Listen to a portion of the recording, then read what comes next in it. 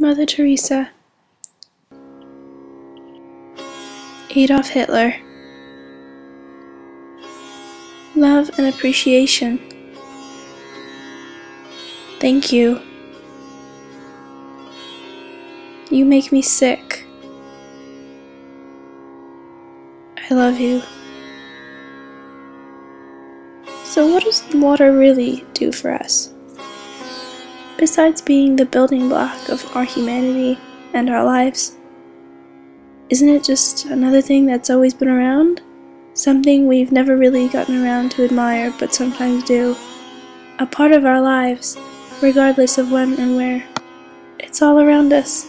So now let's take a look. This is Marusu Emoto.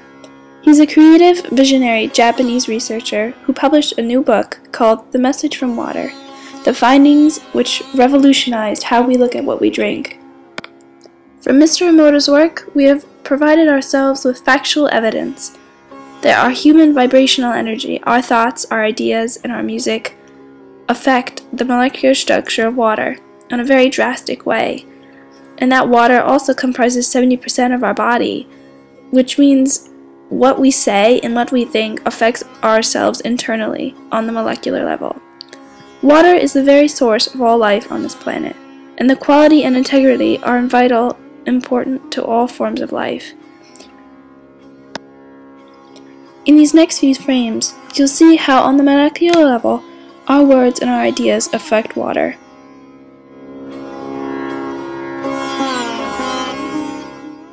This first frame is "You make me sick, I will kill you," written on a bottle of water and then photographed on a small micro scale.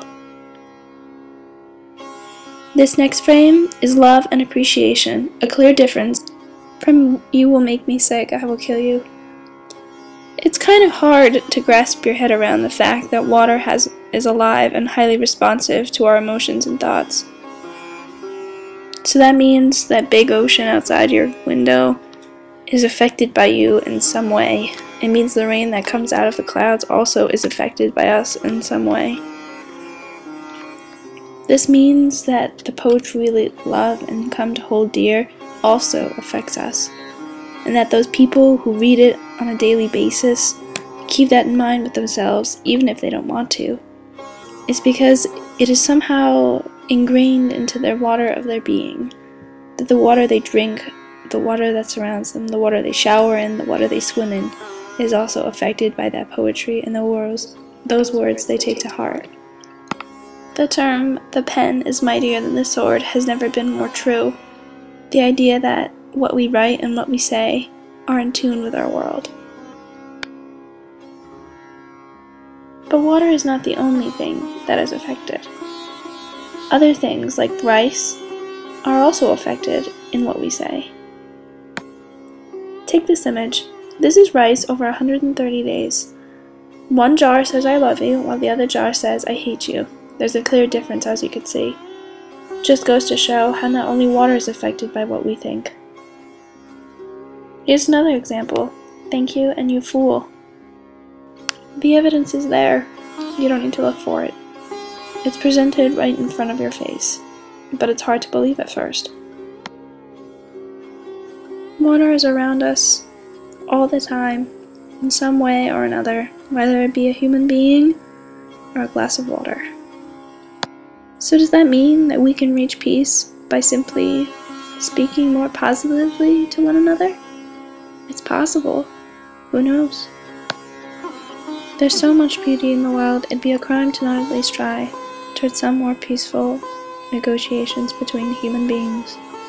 After all, we share this earth together, and it is our job to try and share it better, or at least I think so.